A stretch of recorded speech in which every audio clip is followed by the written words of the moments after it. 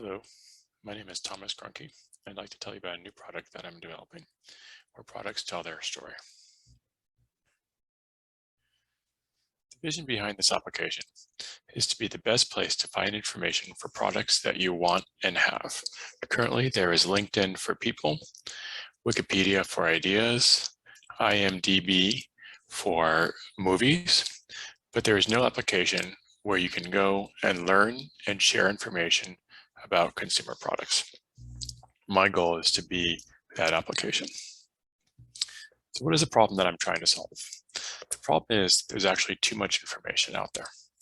Consumers have product information. It's easy to find, but it's hard to distill. Information is located in YouTube videos, in reviews, in forums. It's all out there, but if you want to find the information that you want, you have to sort through the different areas and try to bring it all together. Common questions that people are asking is, should I buy A or B when they're looking at products? How do I fix my product that I have? Where do I find a replacement part for an existing product that I have? And what accessories are there that would match my product?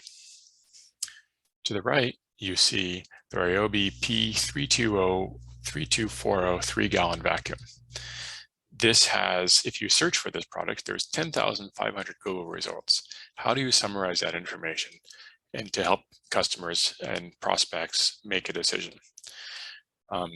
There's also an existing video about the Ryobi P3240 that has 64,000 views. So this shows that there's a lot of interest in a single product. If you take that interest and you multiply it by many people, by all the products that are out there for the consumer products, you'll see that this is actually quite a big market. And then also, is there engagement right now? There are people that are looking for information and sharing information. And Reddit Ryobi has 13,000 active members. And this doesn't include the other product lines that are out there. So there is information, but people are having trouble finding it, and they're looking for ways to solve that problem. So what's my solution? So I want to be a crowdsourced, curated homepage for consumer products. The application would start by having very focused content. As you know, if you just look at consumer products, there's millions of consumer products that are out there. How do you narrow that down when you're first starting an application? So I've chosen to begin with the Ryobi 18-volt cordless tools. Some of the things that makes this a good fit for starting out the application is, first of all, there's a natural network. Once you buy the 18-volt line of products, the batteries fit every single tool in that line of tools. And so if you buy one, you're oftentimes look at the other. So there's kind of a lot of cross-pollination in between these 18-volt tools. Also, there's a passionate user base that I just mentioned in Reddit, and people give reviews about Ryobi tools, and there's lots of forums as well. I personally have knowledge of the Ryobi tools, having a complete, almost, I can't say a complete set, but having many tools that I use and I'm familiar with. There's also cross-ownership with other brands. So many of the Ryobi users, maybe they have hand tools for their house, but at work they may use Milwaukee or DeWalt. And so once you can penetrate the Ryobi market, then you can very easily go into Milwaukee and DeWalt, and it allows you to expand your product line, expand the application into other products, and with the existing users that are already in the application.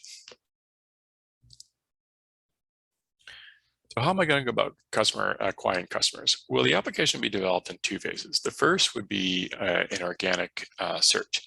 So I would begin by hand-generating content. Then there would be organic search, SEO, and people would naturally come to these pages looking for content. And also, in the beginning, people would just look, and then I would begin to solicit information from passionate users, start to identify those users that are coming back, are starting to give feedback on the content that's created. Then the phase two, the engagement phase, I would start to work with those users and have them start to generate content. So selecting a couple of them, having them begin to create pages, that would allow me to scale the application. And then ultimately, once you're starting to scale the application and the amount of content in there, Then I will enable users to create a sort of my products page. So think of it as you log in and you have a collection of all the tools and all the consumer products that you own. And from there, you can look for help, you can look for sales for it. If you're wanting a product, then you can kind of mark which products you want to have, kind of a wish list that we can then market to. So monetization. In the beginning, in the organic search phase, it would just be a very simple affiliate marketing or Google AdSense. So people would come to the page, I would serve up ads and then links to purchase those products. Very straightforward, very simple model, and it's very easy to implement as well. As the application began to grow and I needed more development work, but also at the same time as it started to scale and I would have more income generating, then I can reach out and begin to have manufacturer sponsored content. So imagine if you're Ryobi and you say, I want to introduce a new product, where is the best place to go to advertise and promote that new product? Well, you would go to the best source that if people are going to learn information about that product, which would be my site. Also retailer targeted promotions.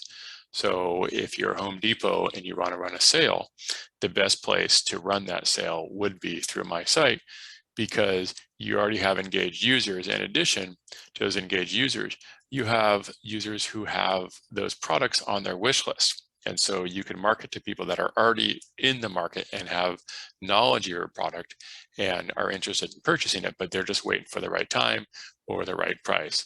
And this would be a very captive audience that retailers could engage with. So what are the development costs? Well, in the beginning, it would be in the organic phase, the cost would actually be quite low.